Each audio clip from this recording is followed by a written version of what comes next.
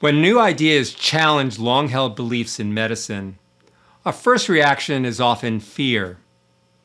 In the 1980s, two researchers, Barry Marshall and Robin Warren, were ridiculed for suggesting that a simple bacterium, H. pylori, caused ulcers. It took years before the medical community accepted what now seems obvious. That same pattern is repeating with artificial intelligence. We swing between utopian promise and apocalyptic threat when what really need is balance, governance, vigilance, and trust built on measurable quality and safety. Fear has never protected a single patient. Our responsibility isn't to panic, it's to improve quality, safety, and access while using every resource wisely. AI can help us do that, but only if we treat it like any other clinical technology. We don't launch a new drug and fix it later. We test it. We monitor it. We watch for side effects. AI deserves that same discipline, a framework of surveillance and accountability from the moment it enters care delivery. Unlike a lab instrument, AI can behave in ways we don't expect. It might recommend unnecessary tests that raise revenue or shorten stays for older patients whose care reimburses less. These aren't acts of malice. They're symptoms of automation bias and misaligned incentives. Clinicians, already pressed for time, may accept these outputs without question. That's why governance isn't optional. It's protection against quiet, statistical harm. I support open markets, but capitalism without guardrails puts profit ahead of people.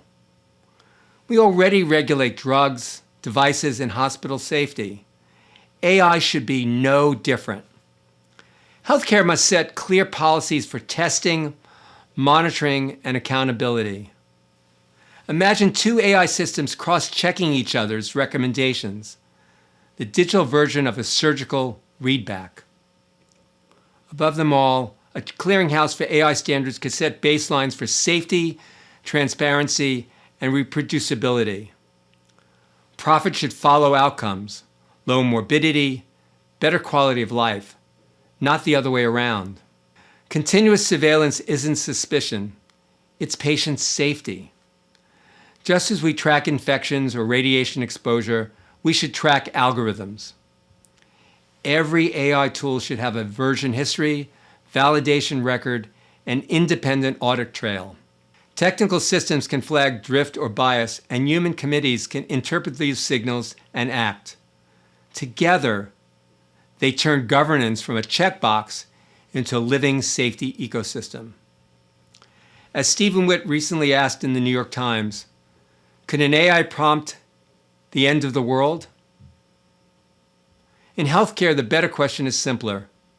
Could an ungoverned algorithm quietly erode the trust between clinicians and patients? Fear creates paralysis. Governance creates protection. AI can help clinicians deliver safer, more efficient, and more equitable care, but only if we surround it with the same rigor that defines every other part of medicine. So, what guardrails and surveillance tools should healthcare leaders prioritize to keep AI accountable? Share your ideas.